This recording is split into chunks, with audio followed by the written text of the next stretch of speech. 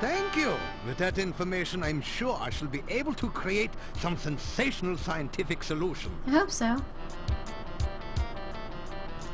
Oh, you must mean my new universal poison antidote. You may have this one, but I will need some help with the formula to make more. Also, I am afraid I only have time to make one each day. Hint line. Earth. Tornado. Pizza. Copyright protection stuff is so annoying, but I can understand why they did it. Thank you. With that information, I'm sure I shall be able to create some sensational scientific solution. Yay! You ask Dr. Cranium if he can spare an empty flask for specimen collection. Of course, of course.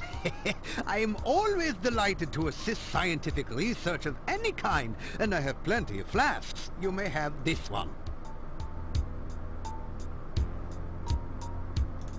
Experiments are the meat and drink of science. First, you must come up with a hypothesis based on your understanding of the scientific elements. Then perform an experiment to test the hypothesis. Afterwards, you have a pizza. Yum. Earth is for solidity and stability. Air gives freedom and movement. Fire provides power and energy. Water, fluidity, and life. Pizza, of course, is the most important element of all. Pizza represents the essence of well-roundedness and regaining strength. Most importantly, you can have it delivered in under half an hour in most areas. That is no longer true. At least not where I live. Usually takes a frickin' 40 minutes to an hour. A hypothesis is a scientific guess. One predicts the result of an operation, performs an experiment to test the prediction, then has a pizza to celebrate the result. It is very important to stay flexible, however. Sometimes the experiment may give a different result than predicted by the hypothesis. Since real scientists don't like to make mistakes, we always write the hypothesis in pencil. Psst. Wow. Pizza is a crucial ingredient in many scientific formulae. There is a nearly infinite variation in its effects, depending on whether one starts with pepperoni, mushrooms, artichokes, or plain cheese. One should always order extra pizza in case the experiment requires additional materials. Besides, science is hungry work. Yum. Num num num. There is, of course, no such thing as magic. There is only science.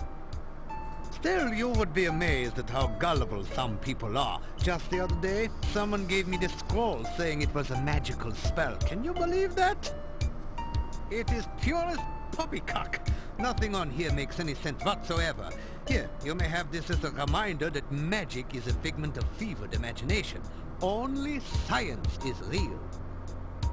Obviously, Dr. Cranium needs to take a correspondence course from the famous wizard school. As you read the scroll, you'll find that you have learned the incantations and gestures with which to cast a glide spell. Then the scroll vanishes. Sick. There, you see, it was not even a very good piece of parchment. Fell right apart. You're so ignorant. Igor is the gravedigger and tombstone carver. Business has been slow lately, perhaps because there are very few people left in town. So Igor sometimes comes in to help me with my work. He sure likes to talk a lot. Igor has had less work of late. The forest is just as dangerous, but there aren't very many people left in town who are stupid enough to go out there at night, you know. I like to think of it as a sort of evolution in action. It's kind of true. Igor is carving out quite a niche for himself in the gravestone business. You might say he is well on his way to becoming a rock star. Then again, you might not. The cemetery is outside of town to the east. It has proven a fruitful source of materials for my experiments. There are also some interesting and cryptic puzzles to be solved there.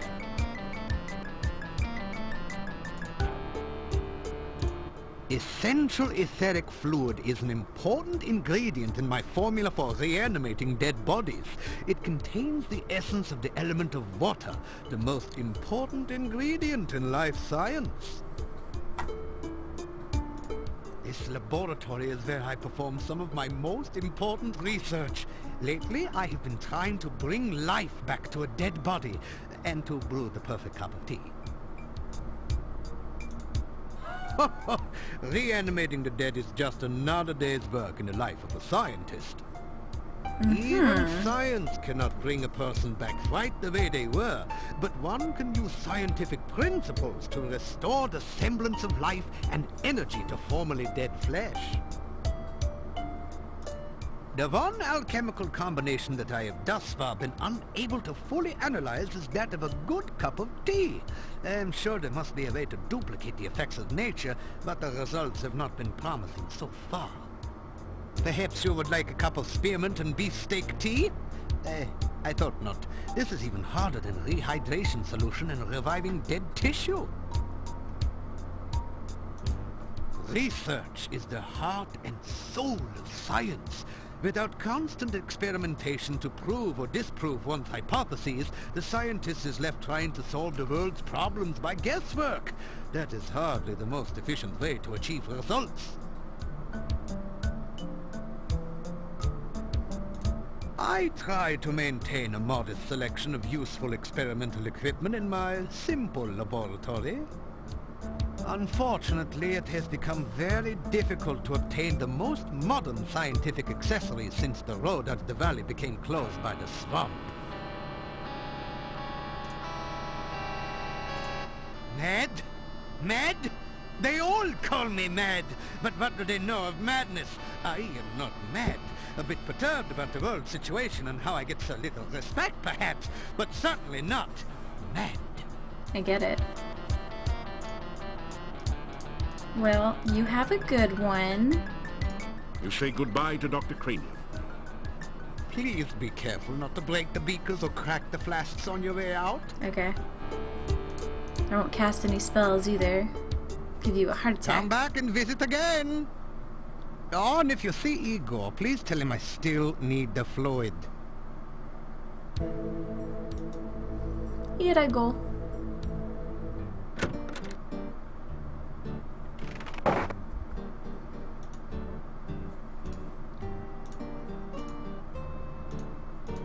You know, it's noon, but I feel like, our stamina is kind of low, so why don't we take a nap or something and then head out in the wilderness or I don't know.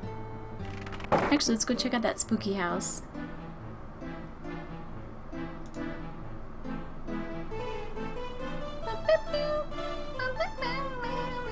You unlock the door to...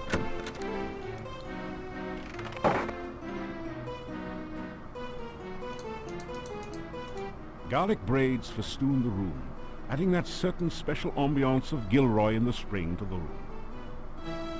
The window opens out onto the back of the inn. A narrow ledge runs under it on the outside. This large chest is a good place to store equipment you don't need to carry around with you. The candle provides a supplementary light source to economize on lamp oil.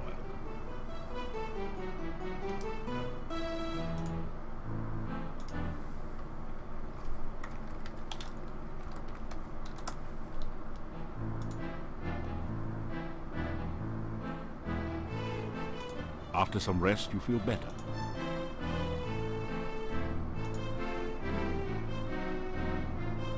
After some...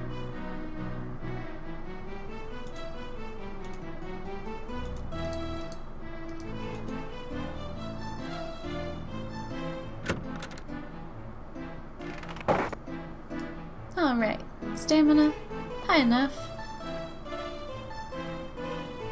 Now hang on a second, I am going to quickly read about the spells that we have. It's too dangerous to use magic. Okay, I can't even look at my spells then, I suppose.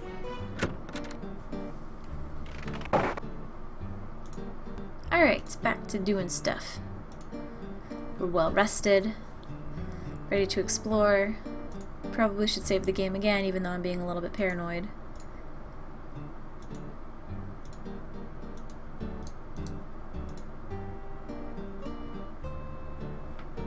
Bad place. Huh? Very bad place. Go away. You'll be very sorry. Listen, I promise I'll be fine.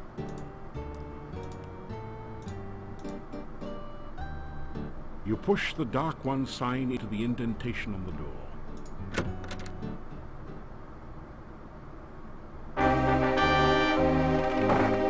Very ominous music. This amazingly lifelike sculpture looks like a cross between a baby troll and a hermit or dervish.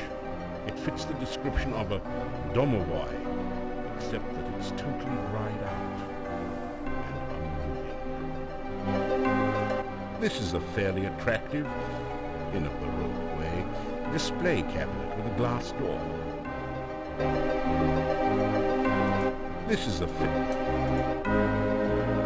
You don't think you should break someone else's property. It just isn't the honorable thing to do. Of course, if you had a way to destroy the entire evil abode, you'd do it in a second. Nice consistency of relief, eh? The chandeliers once provided light in this dark, somber room. Now they are crusted over with something you'd rather not investigate closely. They are now quite useless.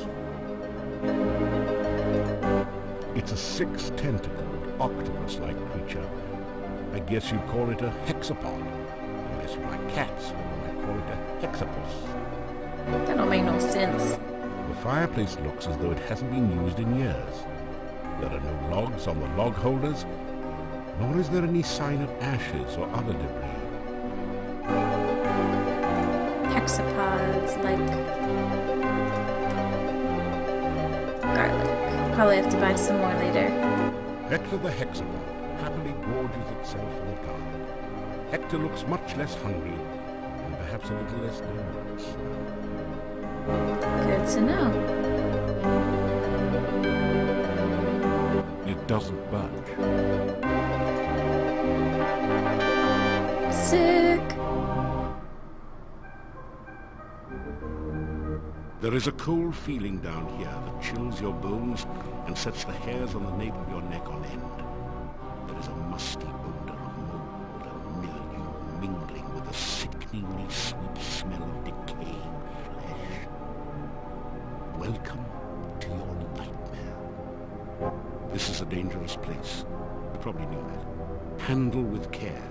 An incredible sensation of evil emanates from over by the book. That seems like an excellent thing to avoid. Well, I guess I'm going to, touch it. Yes, indeed. You've seen some pretty ridiculous things in your time, and that's certainly one of them. These bizarre creatures are only stone carvings. You hope. There is a huge book on the altar. The binding looks like stretched human skin, with letters and markings written in dried blood. Ew. The letters spell out necrophilicon. What could that mean? Oh, that's it. Something like the Somarian for of the love of death. There's something very, very wrong and dangerous about this book. The roll-top desk is spotted with dark and ominous stains.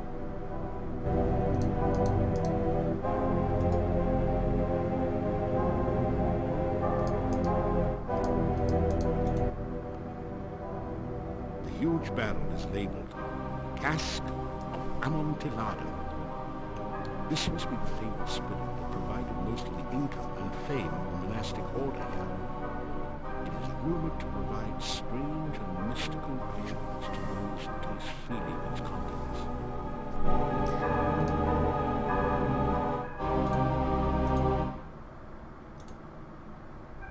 I know this is just me killing myself, but come on. Sometimes you just have to. The altar looks fascinating. You would almost swear you saw it move. The title says Necrophilicon. Haven't you heard about this book before?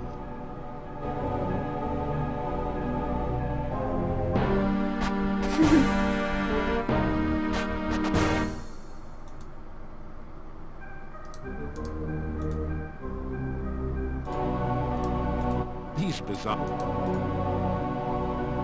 The huge book on the altar looks fascinating. No, I didn't click that. Boring. I want to see another way to die. It doesn't.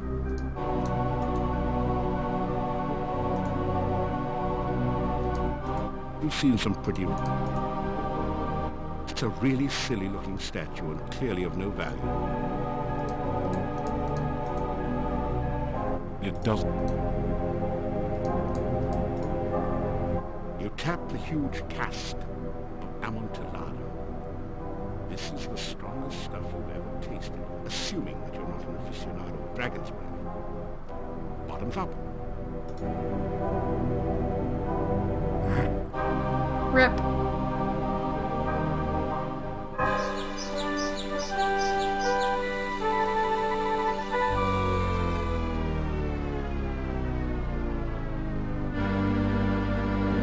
That had some really far-reaching consequences.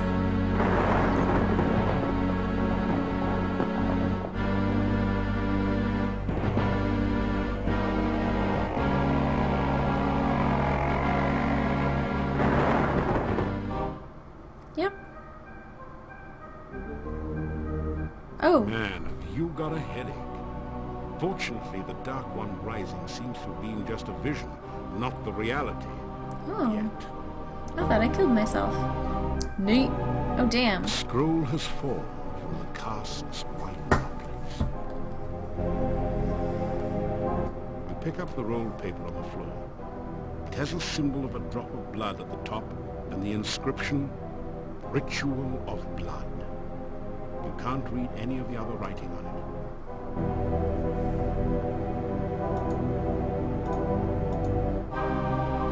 I have a feeling.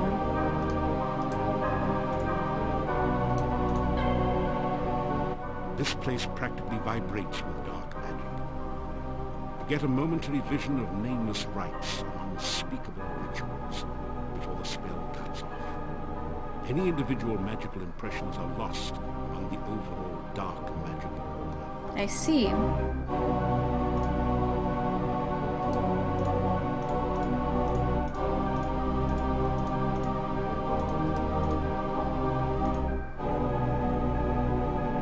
This is not a good one. This is not...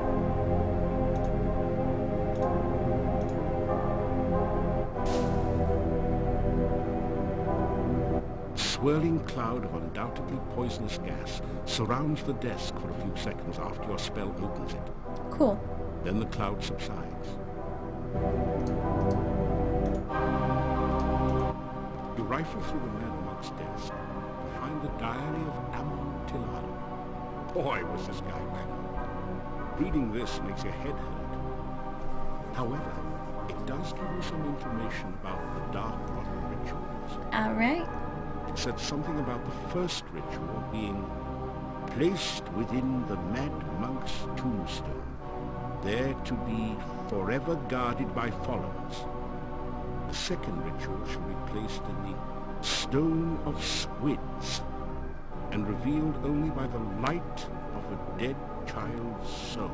Oh, wonderful The and next cheery. ritual should be placed in the hollow of the hangman's tree, and guarded by the spirit of the dead which remains there. The blood ritual shall be concealed magically within the monastery, and only he who willingly seeks dark visions shall find it. Oh, we already found that one. Mouth ritual should be placed in the great arch itself, under the Dark One's sign. And the heart ritual shall be given to someone named Gregor, for safekeeping. Now there's another That's note specific. on this page in another's handwriting. Gregor is missing in the forest and probably dead. Yet where is the heart ritual? Shoot, I really don't know. You rifle through Okay, never mind. sets I get it, I get it, I get it, I get it. I think that's all we do down here.